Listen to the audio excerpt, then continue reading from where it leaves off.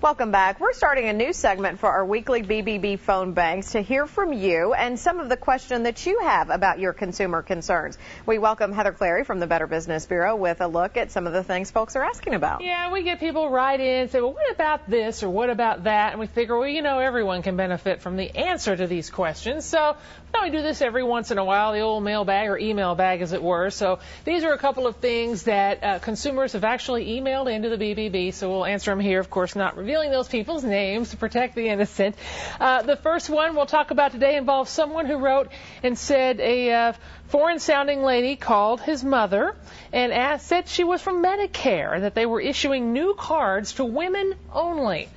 Sounds kind of crazy, doesn't it? Then she said she needed my mother's bank account information to verify my mother was the holder of the card, and my mother didn't give her information. You know, was that a scam? We're pretty sure it is. Why? Yes, it is. Your mother was correct not to give that information because, as we have stated before, the government does not call you on the phone. So this person was not from Medicare. Anyone who calls who says they're with the government already, you should be suspicious because the government would contact you, government agencies would contact you usually by mail, IRS, especially Medicare. So we want to warn the seniors out there to beware of those kinds of scams. It could have been someone just trying to steal her information.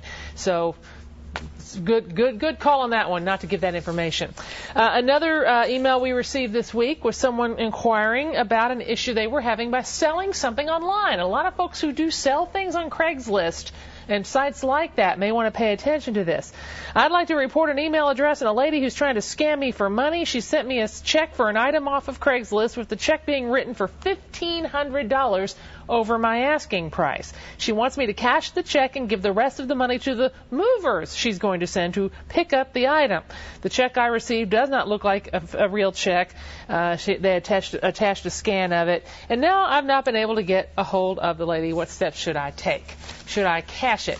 And the answer to that one is a big no, you should not, because this is one of the very common scams going on these sites where you sell things. If they ever want to give you an amount or even send you a check for way over the amount you're asking, say, oh, just take what you need and then wire the rest somewhere else, that's part of a big scam. They're all in on the same scam. The check is going to bounce. That's how these work.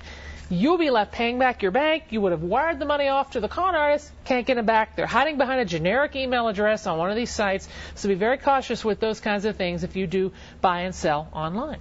Good advice, good questions. And if you have something you want to ask us, just email us, or you can do that through our website, info@bluegrass.bbb.org, or call us up and we'll be happy to help you. Yep. For the rest of this newscast, you can still talk to the BBB phone bank at 859-294-6090. We'll be back with more news after this.